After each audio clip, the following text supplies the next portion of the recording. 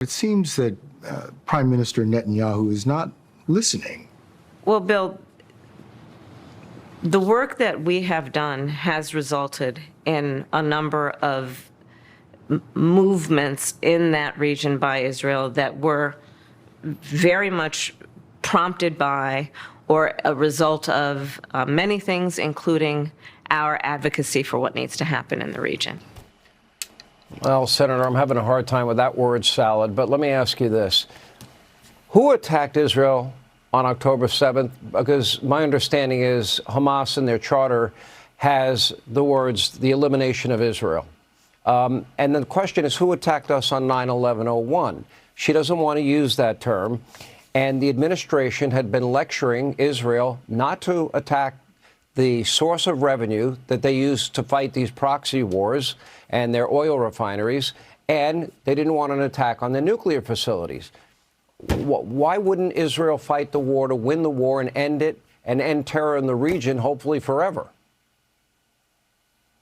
Yeah, let's just remember, Sean, that we are here largely because of the deal that the Obama administration, with the full backing of Joe Biden, made years ago with Iran, where they let Iran off the leash. They sent them billions of dollars. They lifted the sanctions. They allowed Iran to start funding all of these terrorist proxies, radical Islamic terrorist proxies, all over the region and the world. And we're still living with the consequences of that. And let's not forget, Biden and Harris wanted to go back to that. They pushed to get back to that same regime where we lift all the sanctions, where we allow Iran all of this money. And what happened? October 7th happened. And now here we are. Israel is defending itself. They are pushing back on this terrorist regime in Tehran, which they have every right to do. And frankly, they're making the world safer by doing it. And Kamala Harris, she wants to know who's responsible for the destabilization of that region and for the endangerment of Israel. Take a look in the mirror, because it's their policies that have gotten us here.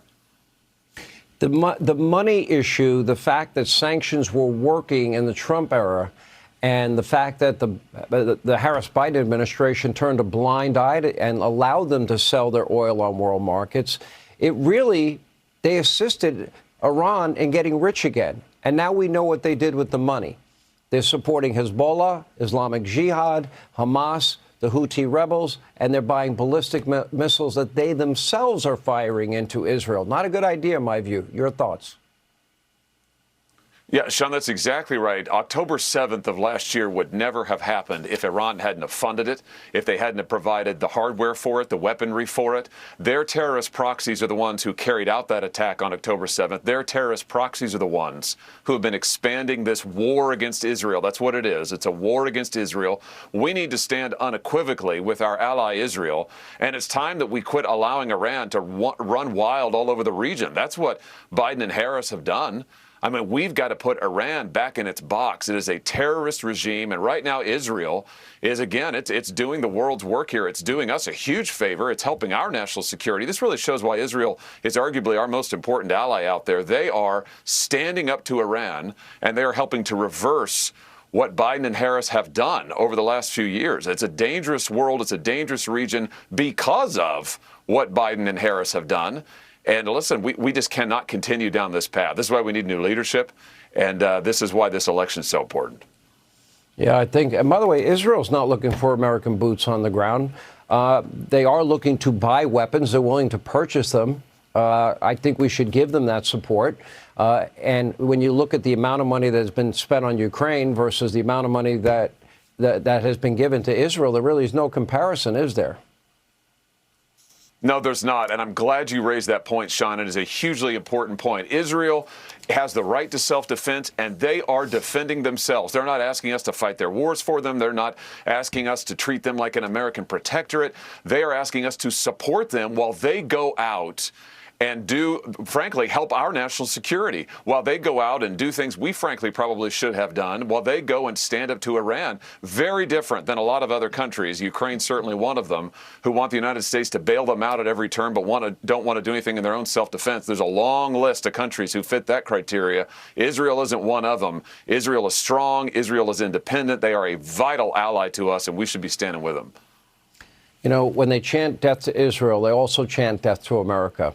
And, when Israel is surrounded by enemies the way they are, what they've been able to pull off militarily and with their intelligence, I think will be studied for probably the next 200 years, especially if you look at taking out the top 5 leaders of Hamas. Nasrallah, the head of Hezbollah, and he's been the head for 32 years. When you get all of the soldiers for Hezbollah and you find their pagers and it simultaneously blow them up, they have pulled off some unbelievable intelligence and military maneuvers I never thought I'd see in our lifetime. Pretty impressive. Your last thought. Yeah, hugely impressive. Listen, Israel is everything you would want in an ally, Sean. I think this is so important. They're a vital ally to us. They share our values. They share our principles. They are strong. They are independent. And right now, they are standing up to one of the most evil, destabilizing regimes in the world. We should be backing them. We should not be doing what Harris is doing. What is she doing, incidentally, by the way? She's off at some campaign rally. Biden's at the beach. Who's running the country? These people ought to be standing with Israel and applauding them as they stand up to Iran. Well, they also have another problem, Senator, and that is this pro-Hamas wing and the Democratic base. We've heard anti-Semitism in the halls of Congress, on college campuses. Her words were, "You're free to speak your truth," when somebody spoke out in favor of Hamas at an event she was at a while back. Senator Josh Hawley, we appreciate you being up late this Friday night. Thank you, sir.